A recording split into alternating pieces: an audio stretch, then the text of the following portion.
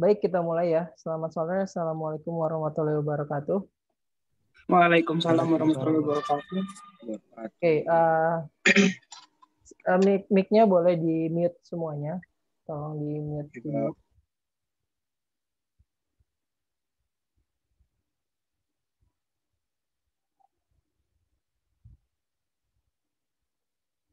Baik, kita mulai. Ya, jadi hari ini kita akan bahas,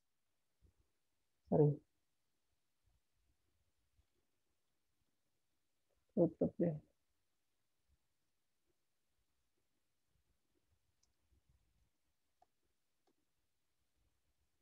Kameranya dibuka ya, yang lain tuh masih tutup.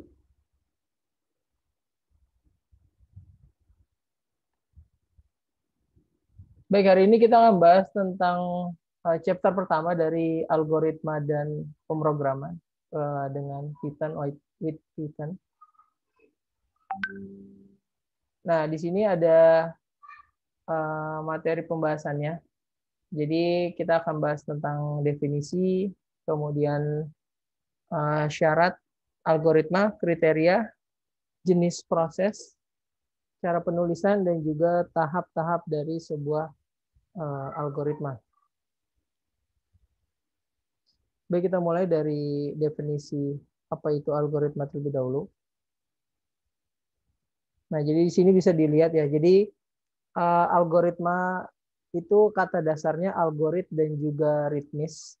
Nah, ini sebenarnya awal mula tercipta atau ditemukannya sebuah komputerisasi sebenarnya. Jadi algorit dan ritmis ini kan dia penemuan bilangan 0 dan 1 ya, 0 dan 1. Nah, dari dasar 0 dan 1 itulah baru bisa dikembangkan menjadi sebuah teknologi software, komputer segala macam. Nah, ini dasarnya itu ditemukan oleh Abu Ja'far Muhammad bin Musa al-Khwarizmi atau dikenal juga dengan al-Khwarizmi. Nah, ini ditemukan sekitar tahun 825. Nah, dia menulis buku yang berjudul Kitab Al-Jabar Al-Wala Muqabalah, artinya Rules of Restoration and Reduction. Nah, itu dia terdiri dari sekumpulan atau algoritma itu bisa juga dikatakan adalah sekumpulan langkah terbatas untuk mencari solusi dari suatu masalah. Jadi kalau dijabarkan definisi dari sebuah algoritma itu adalah sekumpulan langkah ya, tahapan-tahapan yang terbatas. Jadi ada batasnya, ada ujungnya. Nah, yang digunakan untuk memecahkan suatu solusi atau mencari solusi dari suatu masalah. Jadi awalnya itu berawal dari sebuah masalah. Nah, biasanya pemecahan sebuah masalah, maka jalan keluarnya kalau misalkan di informatika gitu ya, itu menggunakan yang namanya pemrograman atau menggunakan bantuan komputer. Nah, dia menggunakan pendekatan perbaikan atau pendekatan mencari solusi dengan komputerisasi. Jadi ya kalau orang IT atau orang informatika ya biasanya memecahkan masalahnya itu dia menggunakan pendekatan komputerisasi. Nah, itu definisi dari algoritma, yaitu sejumlah langkah yang terbatas untuk mencari solusi dari suatu masalah. Jadi kata dasarnya ataupun kata kuncinya adalah sebuah masalah. Nah, pemecahannya, mencari solusinya yaitu menggunakan pemrograman yang dibantu dengan model komputerisasi.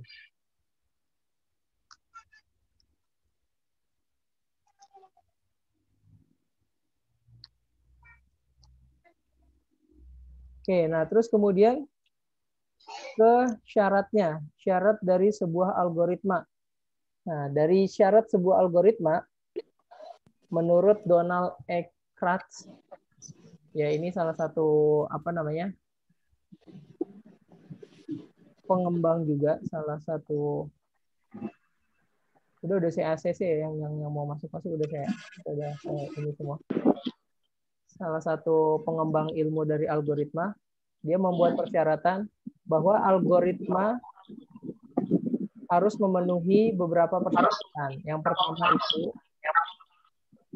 mic-nya di itu dulu, di mute. Yang pertama itu dia harus finiteness. Nah, artinya apa finiteness ini? Finiteness ini artinya setiap algoritma harus mempunyai akhiran atau harus ada ujungnya, atau dia terminate gitu, atau berakhir.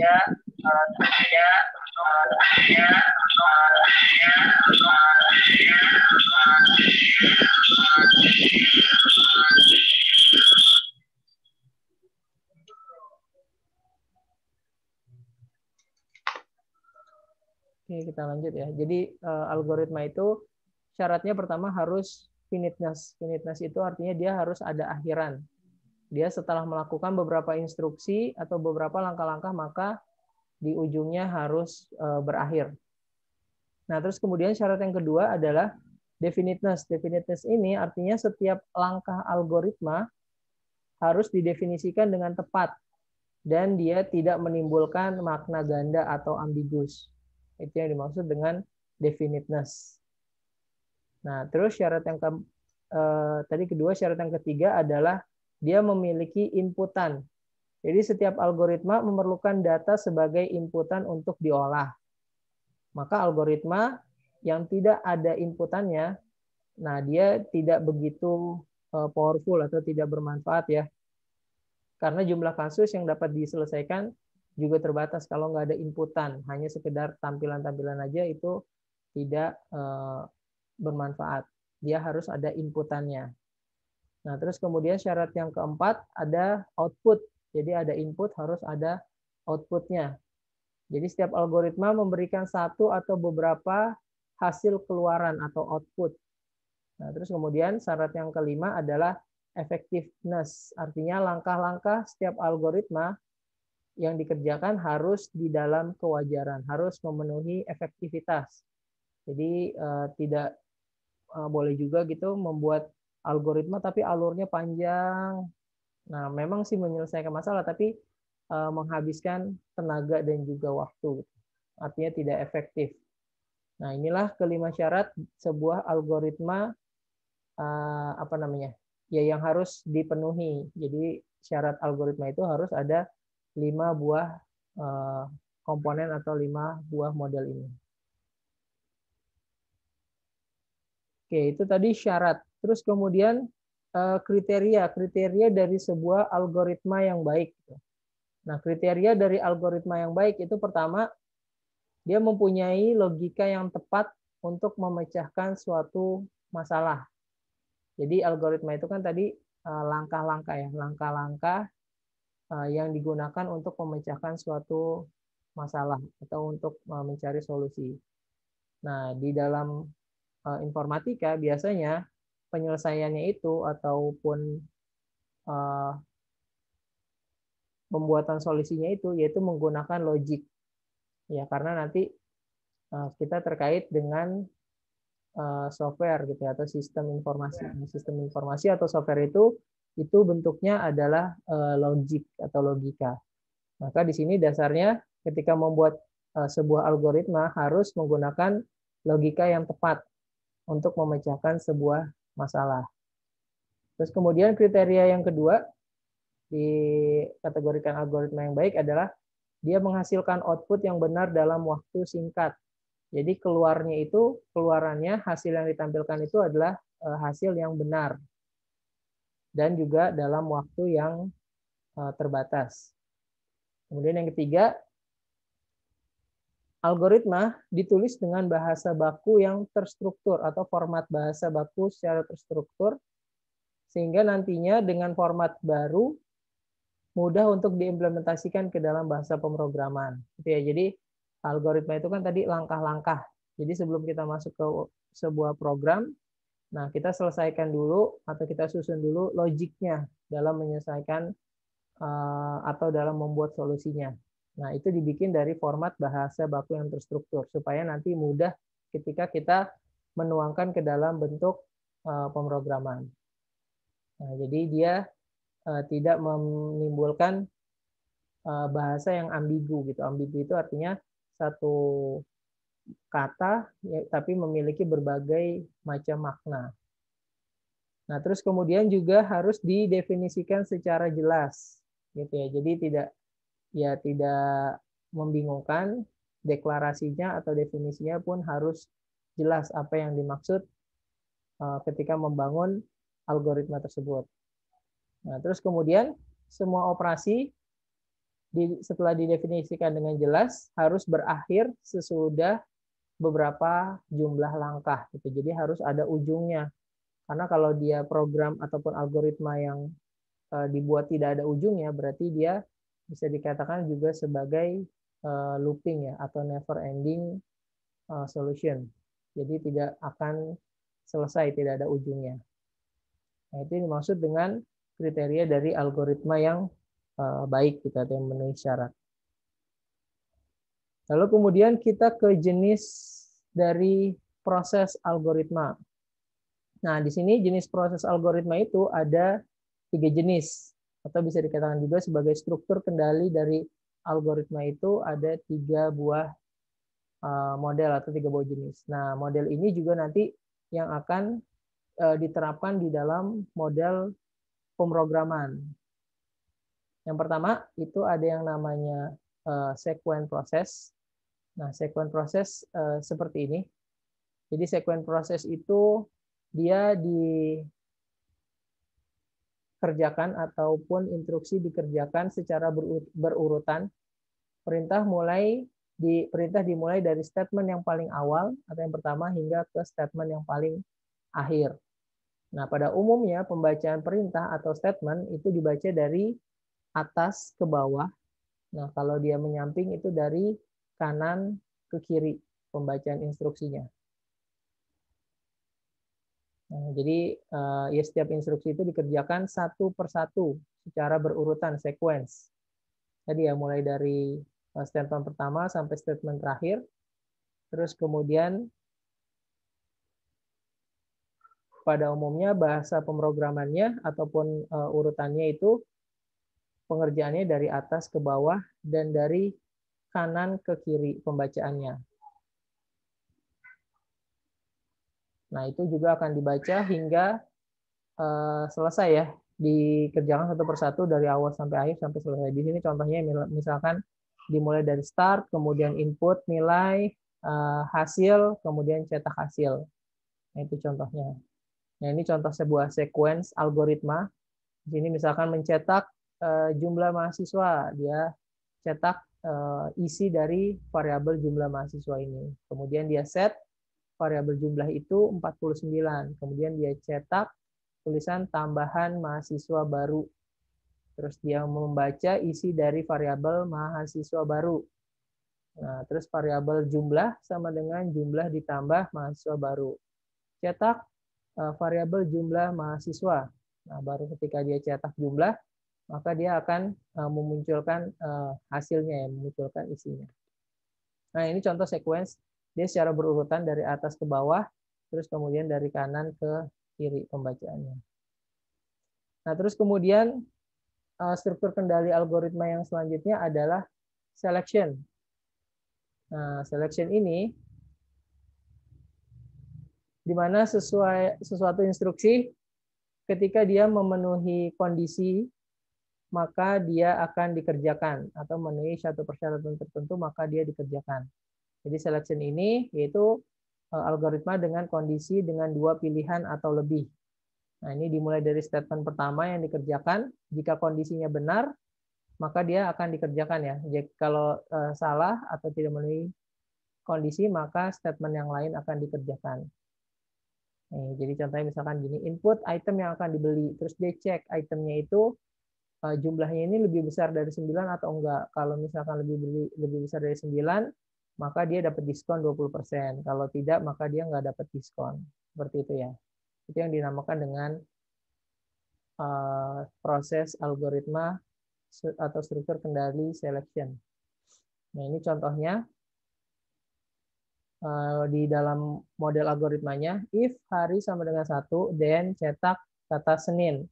Selain itu, cetak bukan Senin. Nah, ini ya, jadi tulisan Senin akan ditampilkan jika variabel hari itu nilainya 1. Jika tidak, maka tulisan yang akan muncul adalah bukan Senin. Oke, terus selanjutnya repetition atau pengulangan, atau juga bisa dikatakan iteration. Nah, repetition ini itu adalah statement yang akan dikerjakan secara berulang selama kondisi memenuhi variabel yang ataupun kondisi memenuhi nilai yang dimaksud. Statement akan diulangi selama kondisi terus terpenuhi. Nah, jadi suatu konstruksi di mana dikerjakan secara berulang-ulang selama sekian kali atau selama kondisi masih terpenuhi. Nah, struktur control selection adalah penggambaran suatu kondisi dan pilihan di antara dua aksi. Statement pertama akan dikerjakan jika kondisinya benar. Nah, terus jika tidak, dia akan mengerjakan kondisi yang lain. Nah, tapi dia akan mencek dulu kondisinya, apakah masih memenuhi. Kalau iya, dia akan dilakukan terus-menerus. Contohnya ini ya, misalkan ada variabel bintang. Bintang sama dengan 0 nilainya. Terus do while, pakai sintaksnya do while. Do while bintang lebih kecil dari 5, gitu. Misalkan bintang lebih kecil dari 5, cetak bintang, cetak isi bintang ini. Nah, terus kemudian bintang sama dengan bintang plus 1, and do. Nah, di sini dia akan melooping ya, dia akan mengecek dulu kondisinya, apakah bintangnya ini lebih kecil dari 5, jika iya dia cetak isinya, kemudian dia tambah nilainya. Jadi tambah satu terus sampai nilainya tidak sama dengan 5. Baru dia keluar ke kondisi yang lain. Nah, ini beberapa sintaks yang bisa digunakan di dalam model looping. Ada pakai for, seperti ini modelnya. Ada pakai while, ada juga pakai repeat atau pakai switch ya. Nah, ini dia. Bisa digunakan. Ini contoh dari algoritmanya. Oke, terus kemudian ya ini tadi sudah ya jenis proses algoritma itu tadi ada 3 struktur kendali yaitu sequence, selection, dan juga repetition. Nah, terus kemudian selanjutnya adalah tahapan dari algoritma. Tahapan apa penulisan ya? Tahapan. Penulisan dulu deh. Penulisan algoritma itu bentuknya algoritma ini bersifat programming language independent. Artinya dia berdiri sendiri ya tanpa bantuan gitu atau tanpa support yang lain. Ya karena memang ini masih bersifat penulisan. Jadi belum masuk ke dalam program. Nah, bentuk algoritma biasanya ditulis, bisa dalam bentuk tulisan, bisa juga dalam bentuk gambar. Bentar ya.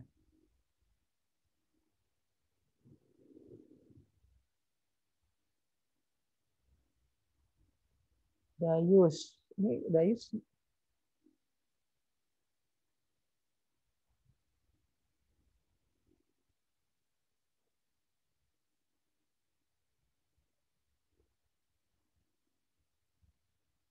Ya, jadi ini penulisan itu bisa bersifat menggunakan program. Tadi bentuk algoritma itu dia bisa dalam bentuk tulisan, bisa juga dalam bentuk gambar.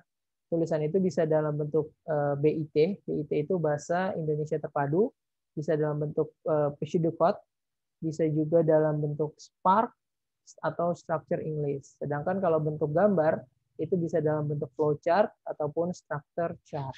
Nah, contohnya misalkan yang BIT. Nah, BIT nanti ini seperti ini cara penulisannya. Jadi untuk menggunakan ataupun mewakilkan data, meminta data inputan itu bisa menggunakan kata isi, baca, masukkan.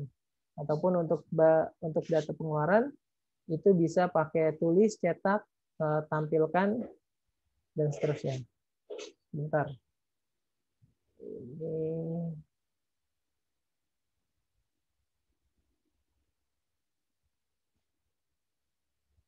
link grupnya mana ya? Ada yang belum dimasukin.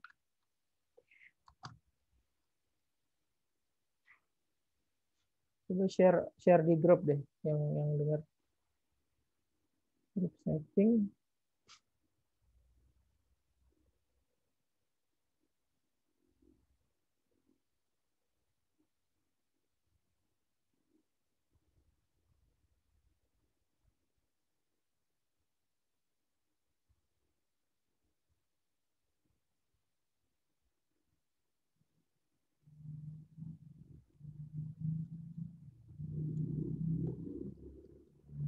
Oke, kita lanjut ya. Kita lanjut. Tadi sampai mana? Sampai keluaran ya.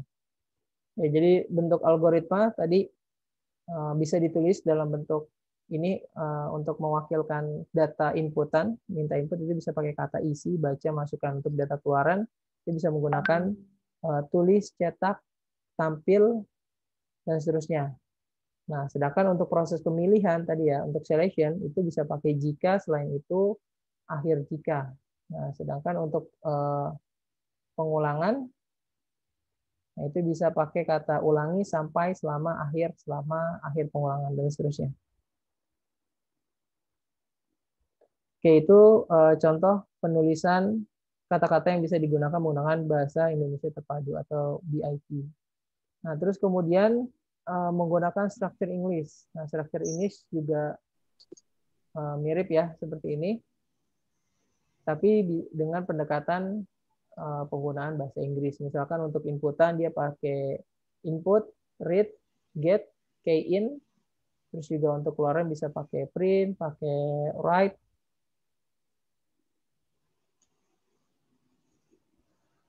Terus juga display. Nah, untuk pemilihan bisa pakai if, else, and if, perulangan, repeat, until, while, do and, for, dan seterusnya. Itu jika penulisannya menggunakan structure English atau bahasa Indonesia terpadu. Nah, bisa juga menggunakan pseudocode nih ya, pseudocode. Nah, ini contoh pseudocode. Pseudocode itu outline dari sebuah program komputer. Jadi bahasanya itu udah mirip-mirip dengan bahasa pemrograman yang digunakan di dalam komputer. Nah, kata kuncinya atau keywordnya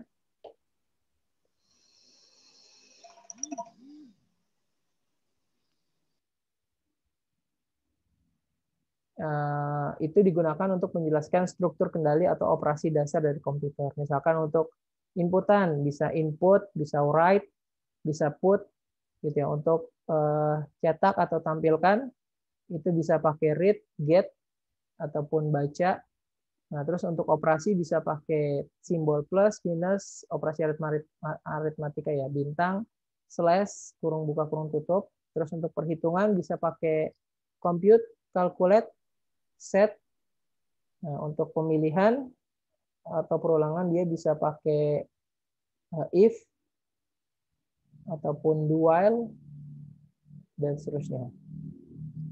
Nah, ini contohnya sebuah algoritma. Ini ya, contoh sebuah algoritma. Misalkan kasusnya apa, kita mau menggunakan kalkulator, maka dimulai dengan kata mulai gitu. Mulai, terus apalagi yang akan dilakukan dalam proses menggunakan kalkulator. Misalkan pertama nyalakan kalkulator, terus kemudian kosongkan layarnya misalkan ya. Kalau misalkan masih ada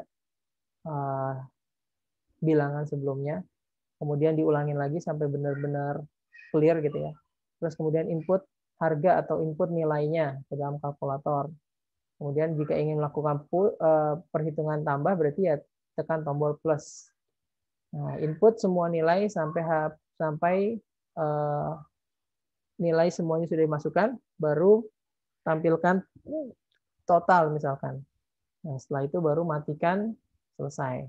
Nah, ini contoh sebuah algoritma dengan menggunakan BIP ya, bahasa Indonesia terpadu.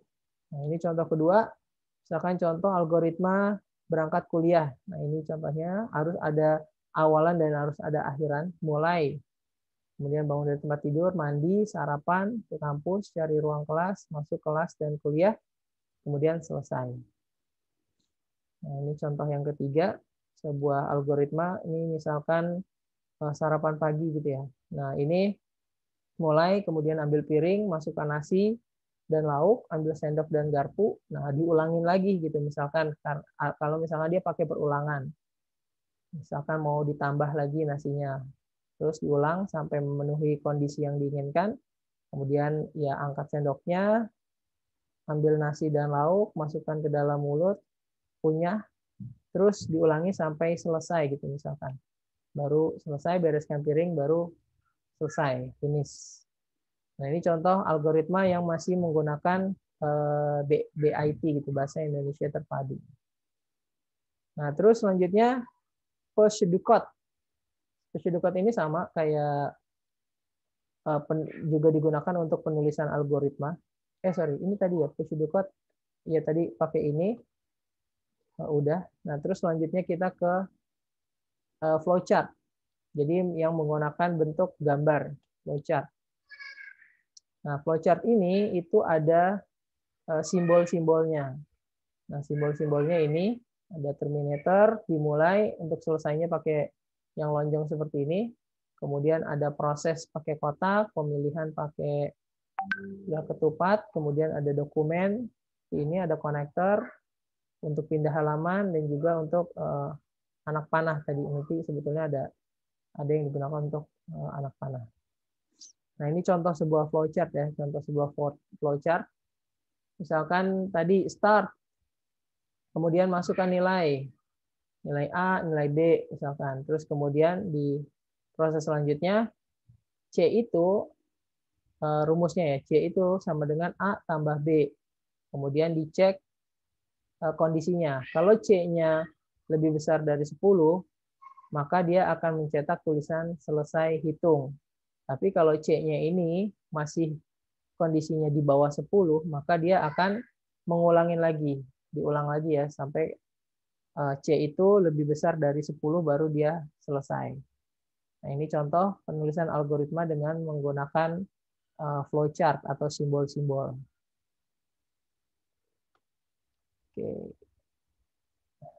Nah, terus kemudian selanjutnya kita ke tahap pembuatan algoritma. Nah, ini tahap pembuatan algoritma itu ada ya ini ada beberapa tahapan. Yang pertama kita ketika membuat algoritma dan penyelesaian yang menggunakan sebuah program, kita definisikan dulu masalahnya. Masalahnya itu apa yang akan dipecahkan.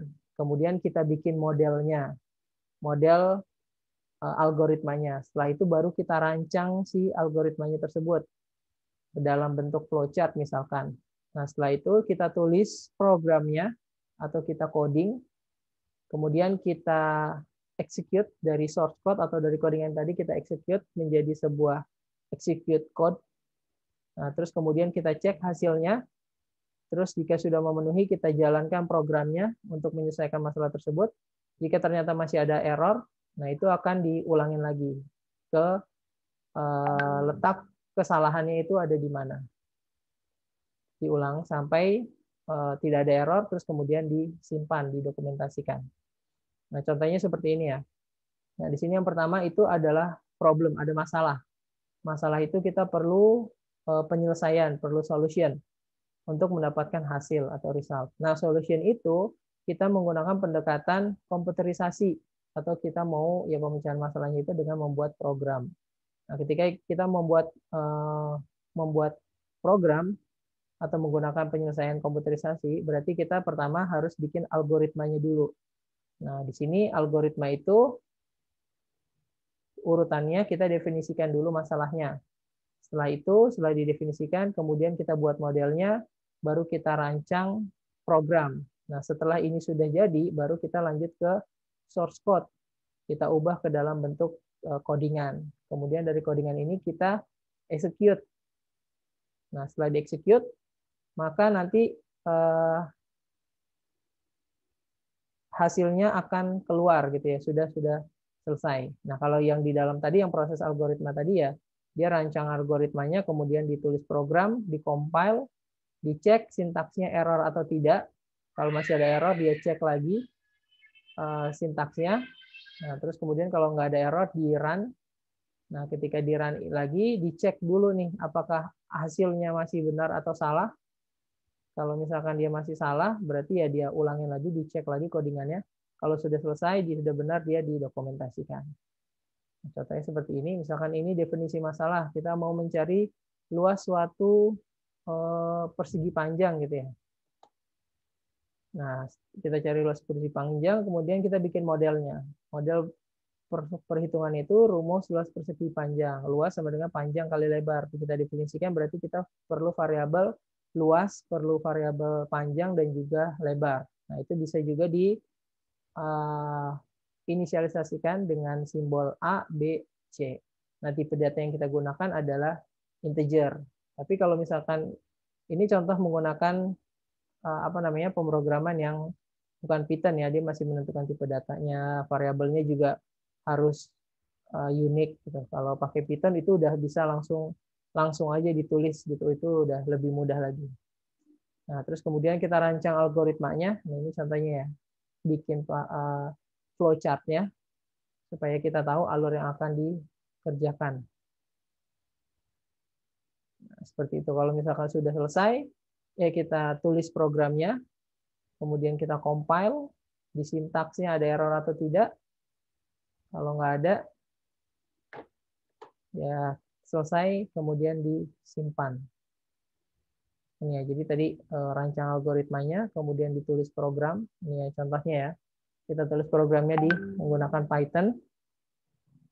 Nah, terus kemudian kita cek, ternyata di sini ada error, misalkan sintaks error. Nah, ini variabel luas ini salah, tidak didefinisikan. Salahnya apa? Salahnya L-nya ini harus besar gini ya, seperti ini, luas, bukan L kecil. Kemudian setelah diperbaiki, maka dia akan keluar. Nah, kalau misalkan hasilnya salah nih, misalkan 5 kali 10 bukan 50. Nah, berarti outputnya yang masih error. Nah, itu juga harus diperbaiki di codingannya. Tapi jika sudah benar, sudah memenuhi, ya berarti sudah selesai dan didokumentasikan. Oke, kira-kira seperti itu materi kita hari ini. Sampai sini ada pertanyaan? Silakan mic-nya boleh dibuka. Iya, Pak. Ada pertanyaan? Iya, Pak. Tidak ada.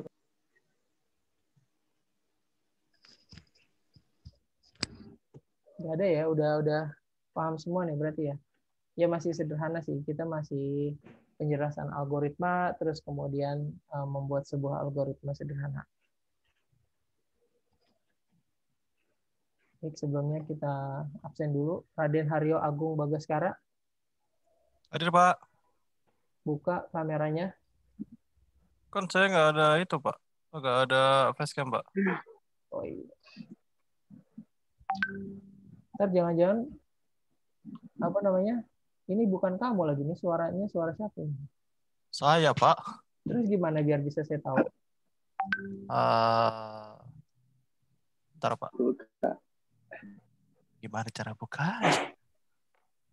Pakai laptop apa pakai HP, bro? Oh iya, bentar. Bentar ya, Pak. Ya pokoknya nanti Lanjut dulu aja, Pak. Nanti saya kirimin, Pak. Saya buka lewat laptop. Pinjem laptop tante bentar, Pak.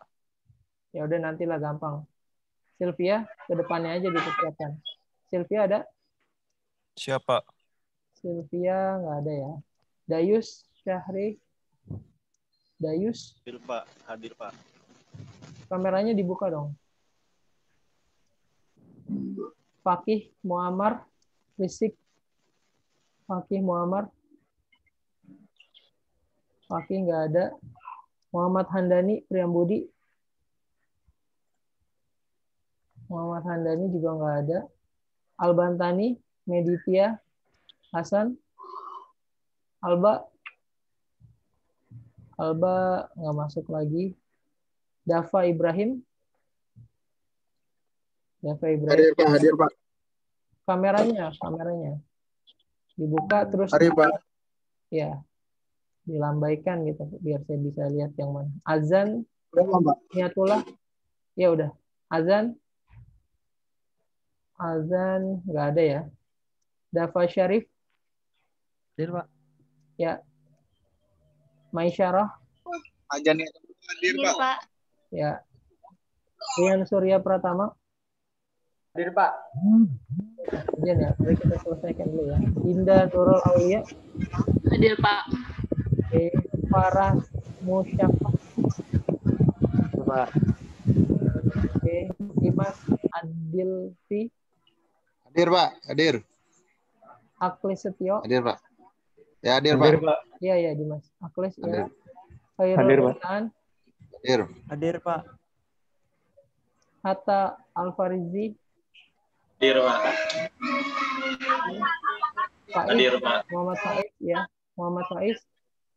Hadir, Pak. Hadir, Pak. Oke. Hadir. Fitri Fajar. Fitri Ya, Pak.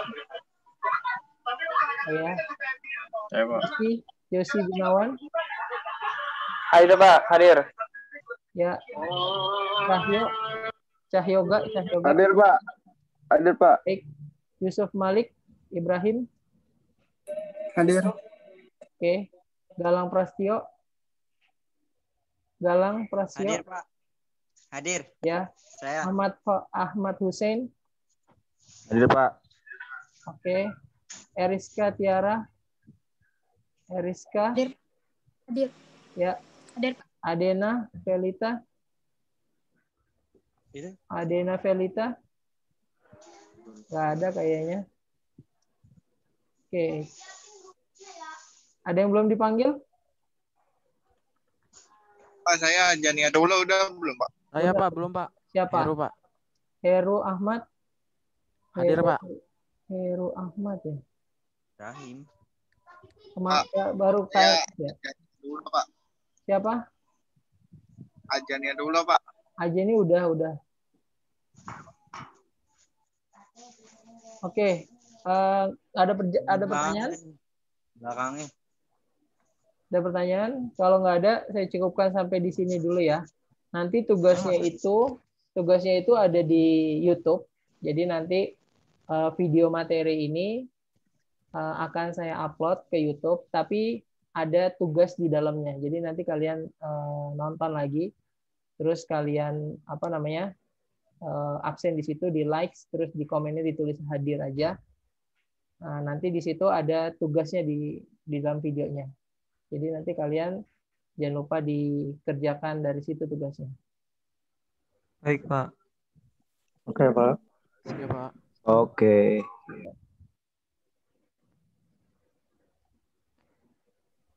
Bentar ya, saya foto dulu buat bukti. Untuk pengiriman tugas sama ya, Pak, di Google Classroom? Ya, pengiriman tugasnya di Google Classroom. Oke, Pak. Oke. Saya belum masuk Google Classroom ya, Pak. Nanti di grup saya share lagi kodenya. Baik ya, kalau begitu saya cukupkan sampai di sini dulu. Terima kasih atas kehadirannya dan partisipasinya. Selamat sore. Sore, Pak. Sore, Pak. Sore, Pak. Sore, Pak. Pak. Terima kasih, Bapak. Terima kasih, Pak.